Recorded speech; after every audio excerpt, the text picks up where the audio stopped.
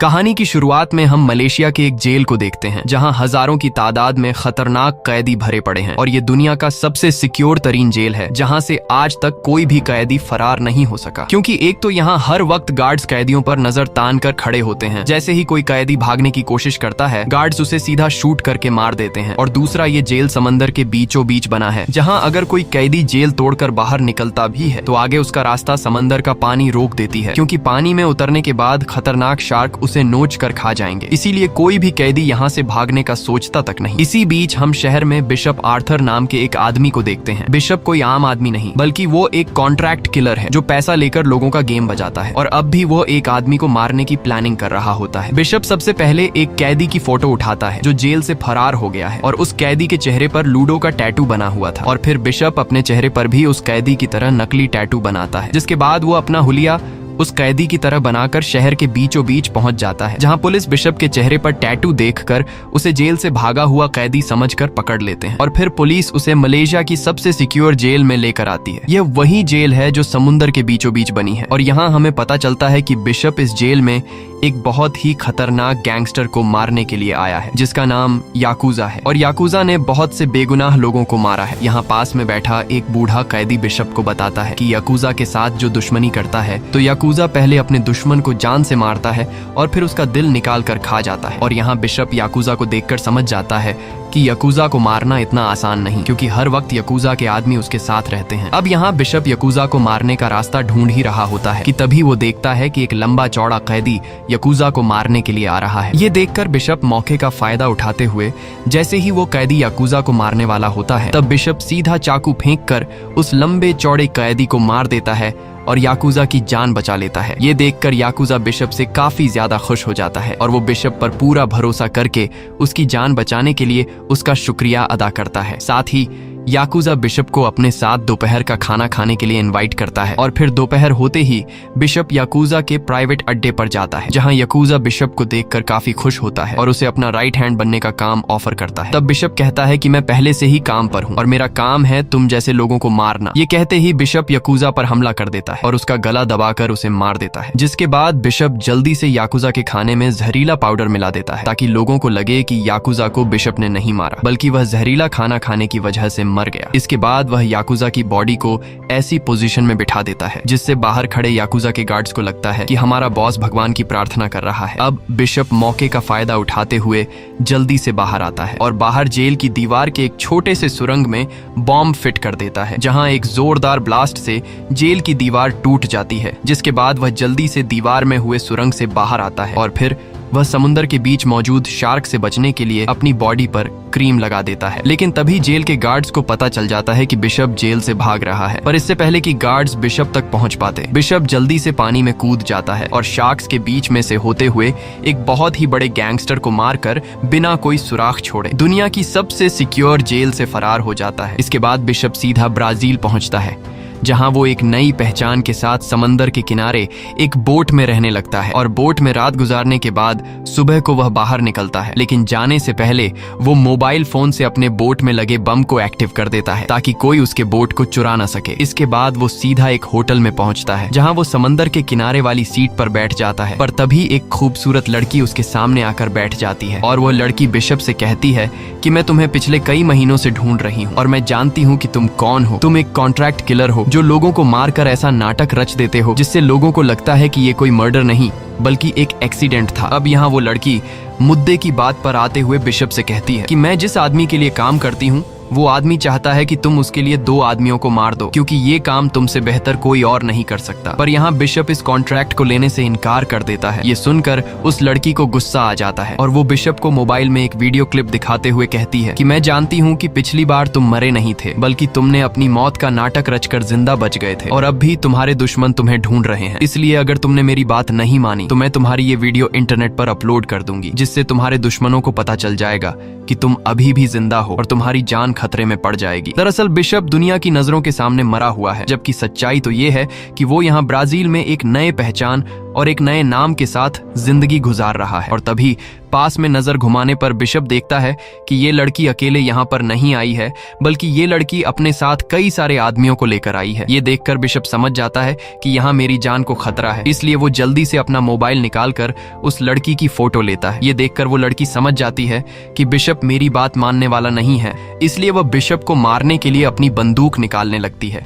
तब बिशप सामने रखे टेबल से उस लड़की पर हमला कर देता है। ये देखकर पास खड़े उस लड़की के साथ आए आदमी बिशप पर टूट पड़ते हैं, लेकिन यहाँ आर्थर एक एक करके कई सारे आदमियों को मार गिराता है। पर तभी सीसीटीवी स्क्रीन से बिशप देखता है कि मुझे मारने के लिए और कई सारे गुंडे आ रहे हैं। ये देखकर बिशप खुद को बचाते हुए जल्दी से एक स्काई ट्रेन के छत पर कूद जाता है। तब यहाँ वो गुंडे भी स्काई ट्रेन के अंदर चढ़ जाते हैं और बिशप को ढूंढने लगते हैं, लेकिन असल में बिशप तो स्काई ट्रेन के छत पर था और जल्द ही इस बात का उस लड़की को पता चल जाता है और फिर वो लड़की ऊपर छत पर गोलियां चलाने लगती है। तब यहाँ बिशप जल्दी से एक पैराग्लाइडर पर कूद जाता है और खुद को बचाकर इन लोगों से दूर चला जाता है। अब शाम को जब आर्थर अपनी बोट के पास जाता है तो वो कुछ दूरी से देखता है कि दो लोग उसकी बोट की चेकिंग ले रहे हैं। ये देखकर बिशप बोट के अंदर लगे बम को अपने मोबाइल से ब्लास्ट कर देता है, जिससे इसकी बोट जल जाती है और वो दो आदमी भी मारे जाते हैं। अब यहाँ बिशप समझ जाता है कि ब्राजील में लोगों को मेरी सच्चाई पता चल चुकी है, इसलिए मेरा यहाँ रुकना ठीक नहीं। और फिर वो सीधा एक पोर्ट में जाता है, जहाँ वो एक कंटेनर के अंदर जाकर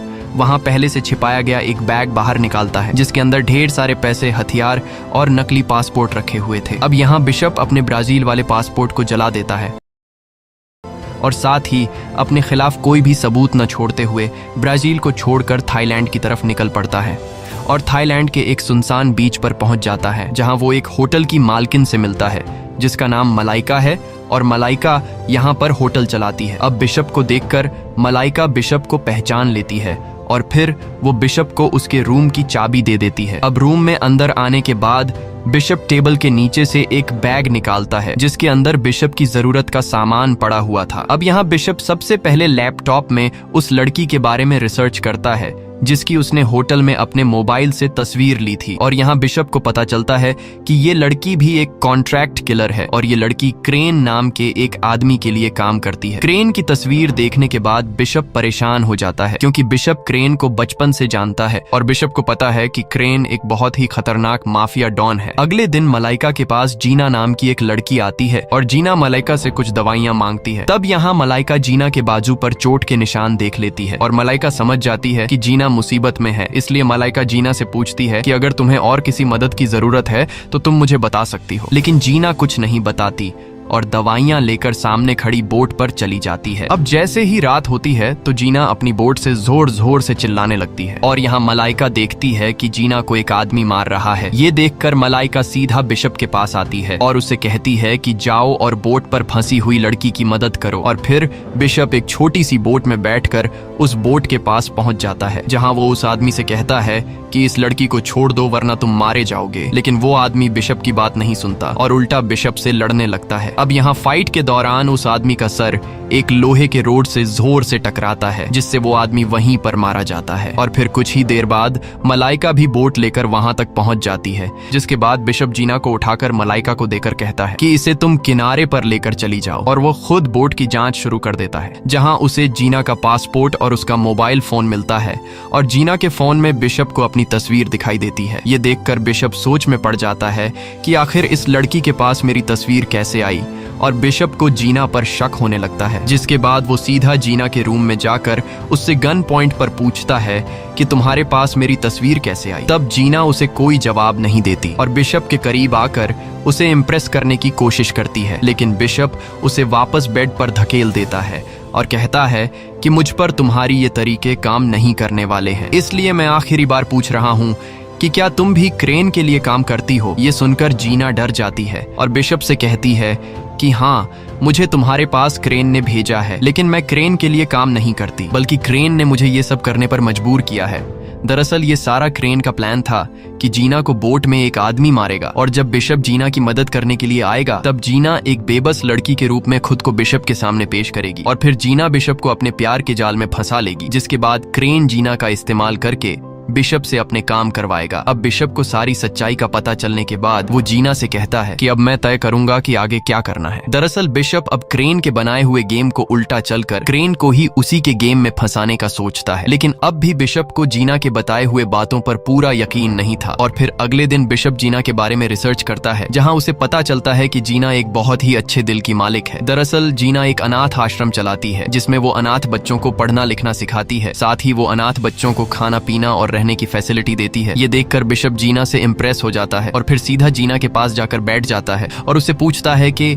आखिर क्रेन तुम्हें किस बात की धमकी देकर ये काम करवा रहा है। तब जीना बताती है कि मैं एक अनाथ आश्रम चलाती हूँ, लेकिन 1 महीने पहले क्रेन के लोगों ने मेरे अनाथ आश्रम से एक बच्चे को किडनैप किया और फिर अगले ही दिन उस बच्चे की लाश मेरे अनाथ आश्रम के दरवाजे पर मिली। इसके बाद क्रेन के लोगों ने मुझे धमकी दी कि अगर तुमने क्रेन की बात नहीं मानी तो अनाथ आश्रम में रहने वाले बाकी बच्चों के साथ साथ हम तुम्हें भी मार देंगे। और फिर मैंने अपने अनाथ आश्रम के बच्चों को बचाने के लिए न चाहते हुए क्रेन की बात मान ली। इसी बीच बिशप देखता है कि समुद्र के बीचों बीच एक बोट से कुछ लोग उस पर नजर रख रहे हैं। यह देखकर बिशप समझ जाता है कि यह क्रेन के लोग हैं और फिर वो जल्दी से जीना का हाथ पकड़कर उसके साथ चलने लगता है, ताकि बोट से जो लोग इन दोनों पर नजर रख रहे हैं उन्हें ये लगे कि जीना ने बिशप को प्यार के जाल में फंसा लिया है। और तभी मलाइका इन दोनों को एक साथ देखकर पास में चल रही एक रस्म में इन दोनों को शामिल करती है, जहां ये दोनों काफी एंजॉय करते हैं। और यहाँ हम देखते हैं कि ये दोनों एक दूसरे को सच में पसंद करने लगे हैं। रात को जीना बिशप के पास आकर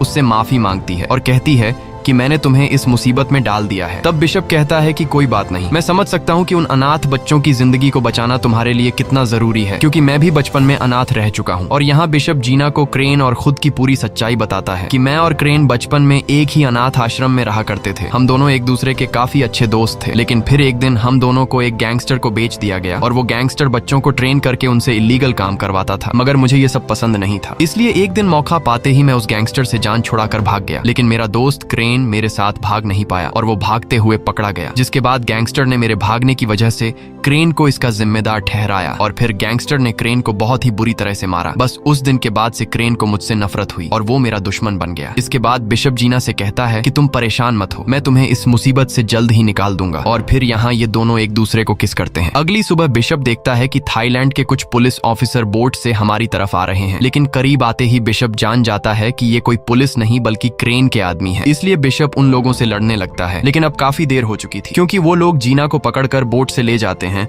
और फिर ये लोग बिशप को भी पकड़ लेते हैं और सीधा बिशप को क्रेन के पास लेकर जाते हैं, जहां बिशप क्रेन से कहता है कि जीना को छोड़ दो। ये सुनकर क्रेन समझ जाता है कि बिशप अब जीना को पसंद करने लगा है, इसलिए वो बिशप से कहता है कि मैं जीना को छोड़ दूंगा, लेकिन बदले में तुम्हें 2 आदमियों को मारना होगा और उन 2 लोगों को तुम्हें इस तरीके से मारना है जिससे किसी को पता ना चल सके कि इनका मर्डर हुआ है, बल्कि लोगों को लगे कि ये सब एक एक्सीडेंट था। और मुझे पता है कि ये काम सिर्फ तुम ही कर सकते हो, लेकिन अगर तुमने मेरी बात नहीं मानी तो मैं तुम्हारे साथ साथ जीना और उसके अनाथ आश्रम के बच्चों को भी मार दूंगा। अब यहाँ बिशप के पास कोई दूसरा रास्ता न होने की वजह से वो क्रेन की बात मान जाता है, लेकिन इस काम को अंजाम देने से पहले बिशप क्रेन से कहता है कि मैं पहले जीना से वीडियो कॉल पर बात करना चाहता हूँ, ताकि मुझे पता चल सके कि जीना इस वक्त सही सलामत है। तब क्रेन बिशप की बात मान लेता है और फिर वीडियो कॉल के जरिए जीना की बिशप से बात करवाई जाती है, जिसके बाद बिशप को उसके टारगेट की फोटो दी जाती है, जिसका नाम कुक है। कुक एक बहुत ही बड़ा बिजनेसमैन है जिसके पास ढेर सारा पैसा है, लेकिन ये सारा पैसा कुक ने इलीगल कामों से कमाया है और खासकर कुक कम उम्र की लड़कियों को बेचने का धंधा करता है। जिसके बाद बिशप कुक के बारे में इंफॉर्मेशन निकालने लगता है और बिशप को पता चलता है कि इस आदमी के बहुत सारे दुश्मन हैं, जिस वजह से इस आदमी ने अपने पास ढेर सारे सिक्योरिटी गार्ड रखे हुए हैं। ये देखकर बिशप समझ जाता है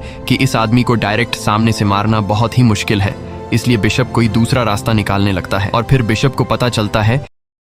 कि ये आदमी ऑस्ट्रेलिया में रहता है, जहां ऑस्ट्रेलिया में उसका एक बहुत ही खूबसूरत पेंट हाउस है, जिसके छत के ऊपर शीशे का एक बड़ा स्विमिंग पूल बना हुआ है और वो स्विमिंग पूल बिल्डिंग से बाहर रोड की तरफ निकला हुआ है, जहां कुक अक्सर स्विमिंग करता है। ये पता चलते ही बिशप कुक को इसी स्विमिंग पूल में मारने के काम पर लग जाता है और फिर वो सबसे पहले उस बिल्डिंग का जायजा लेने के लिए एक बिजनेसमैन के तौर पर बिल्डिंग के मैनेजर से मिलता है और उससे कहता है कि मुझे इस बिल्डिंग में एक अपार्टमेंट खरीदना है। तब मैनेजर बिशप को बिल्डिंग की फैसिलिटीज बताने लगती है और यहाँ मौका देखते ही बिशप जल्दी से इस अपार्टमेंट की चाबी की फोटो ले लेता है, ताकि वो इस तरह की नकली चाबी बना सके। जिसके बाद बिशप एक ऐसा केमिकल तैयार करता है जिसे शीशे में डालने के बाद शीशा टूट जाता है और फिर अगले ही दिन बिशप एक क्लीनर का रूप बनाकर उस बिल्डिंग में घुसता है, जहां वो सिक्योरिटी गार्ड की नजरों से बचते हुए पहले से बनाई गई नकली चाबी से नीचे के खाली अपार्टमेंट का दरवाजा खोलता है और खाली अपार्टमेंट में पहुंचने के बाद वो बिल्डिंग के बाहर का शीशा काटकर खुद के लिए ऊपर जाने का रास्ता बना देता है, जिसके बाद वो रस्सी के सहारे ऊपर बिल्डिंग पर चढ़ने लगता है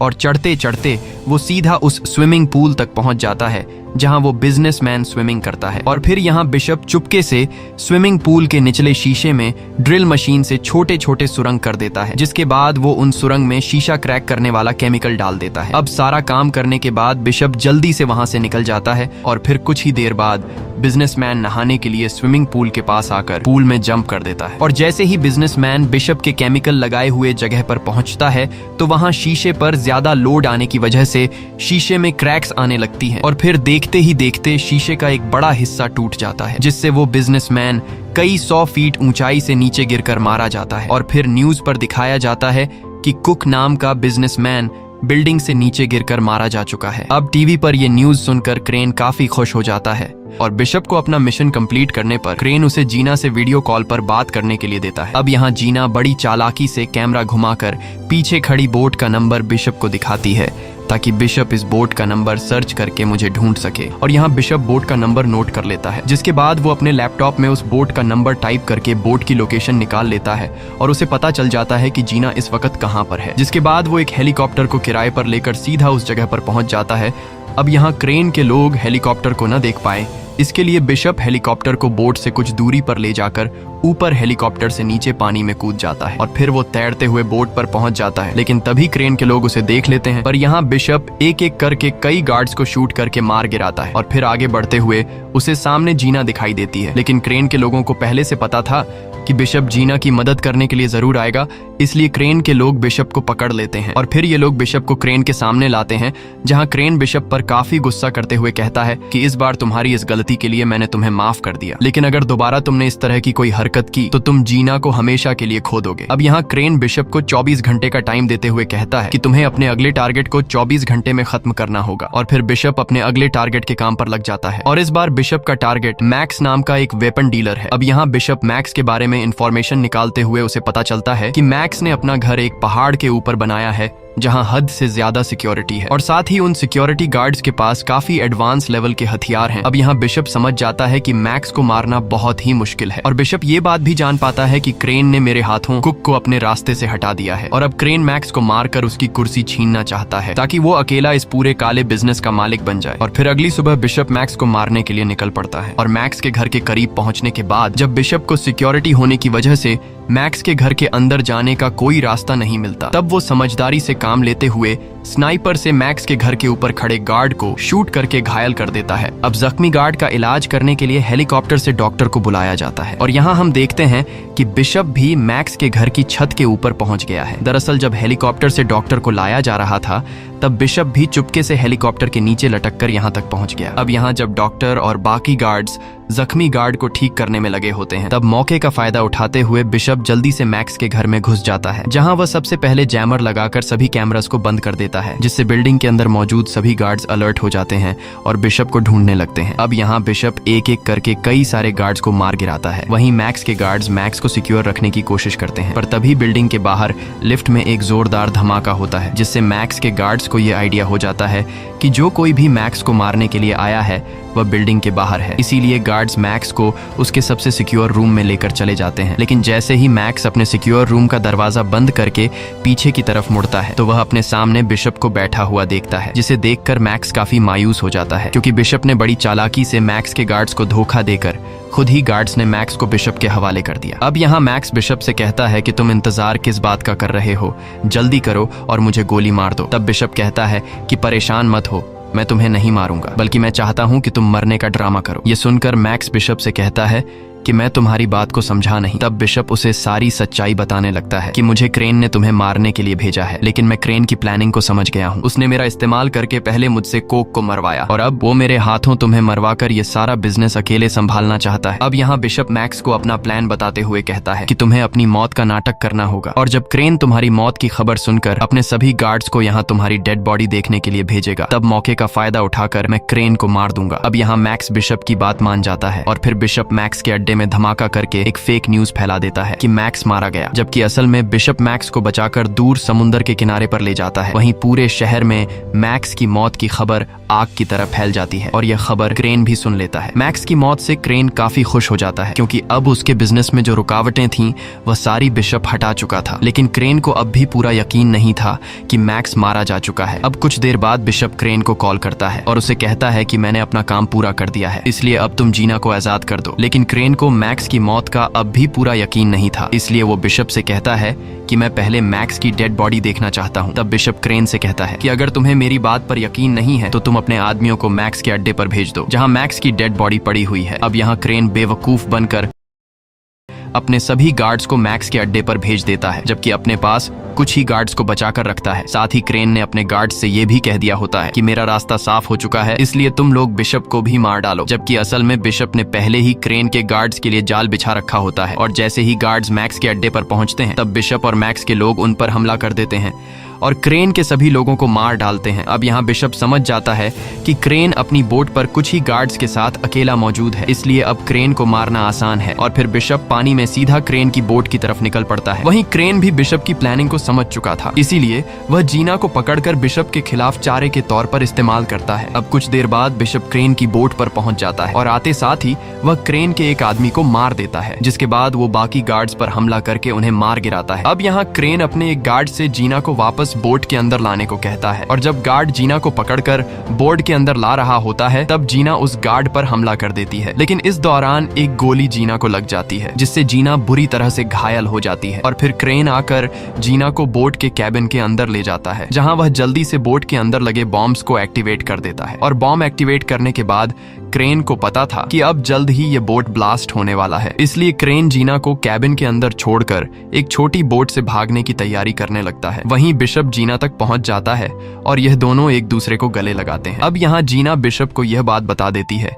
कि क्रेन ने बोट में लगे बॉम्ब्स को एक्टिवेट कर दिया है, इसलिए अब यह बोट जल्द ही ब्लास्ट होने वाला है। ये सुनकर बिशप जल्दी से जीना को ले जाकर इमरजेंसी रिलीज पॉड में बिठा देता है। तब यहाँ जीना बिशप से कहती है कि तुम भी मेरे साथ आओ, लेकिन बिशप कहता है कि जब तक मैं क्रेन को मार नहीं देता तब तक हमारी जान खतरे में है। यह कहकर बिशप इमरजेंसी ट्यूब से जीना को बोट से दूर भेज देता है, जिसके बाद बिशप क्रेन से लड़ने के लिए जाता है और यहाँ ये दोनों एक दूसरे पर गोलियां बरसाने लगते हैं। और जब इन दोनों की बंदूकों में गोलियां खत्म हो जाती हैं तब ये दोनों हाथों की मदद से एक दूसरे से लड़ने लगते हैं। लेकिन बिशप क्रेन पर भारी पड़ता है और फिर बिशप क्रेन को बोट के साथ जंजीर से बांध लेता है। तब क्रेन हंसते हुए कहता है कि जल्द ही बोट में ब्लास्ट होने वाला है जिसमें तुम मेरे साथ मारे जाओगे। तब बिशप कहता है कि मैं हमेशा खुद के लिए बचने का कोई ना कोई रास्ता निकाल लेता हूँ। ये कहते ही बिशप बोट के कैबिन की तरफ भागता है और तभी बोट में एक जोरदार ब्लास्ट होता है, जिससे बोट के टुकड़े टुकड़े हो जाते हैं और क्रेन और बिशप दोनों ब्लास्ट में मारे जाते हैं। वहीं कुछ दूरी से जीना ब्लास्ट हुए बोट को देखती है, जिसे देखकर वो काफी ज्यादा दुखी हो जाती है क्योंकि वो समझ गई थी कि बिशप मारा जा चुका है, इसलिए जीना रोने लगती है। अगले सीन में हम देखते हैं कि जीना वापस अपने अनाथ आश्रम में पहुंच गई है, जहां वह फिर से बच्चों की देखभाल करने लगती है। लेकिन अब जीना बिशप की मौत से काफी उदास रहने लगी है और हर वक्त बिशप को याद करती है। अब यहाँ जीना जब अनाथ बच्चों के साथ होती है तभी उसके सामने बिशप आकर खड़ा होता है, जिसे देखकर जीना को अपनी आंखों पर यकीन नहीं होता क्योंकि उसे लगा कि यह उसका कोई वहम है। पर जल्द ही जीना को एहसास हो जाता है कि यह सच में बिशप है और बिशप को जिंदा देखकर जीना काफी खुश हो जाती है। दरअसल बिशप ब्लास्ट में मरा ही नहीं था और मूवी के आखिर में हम मैक्स को देखते हैं जो ब्लास्ट हुए बोट पर रिसर्च कर रहा होता है। तभी उसे पता चलता है कि हर एक बोट के अंदर एक ऐसा लोहे का मजबूत टैंक होता है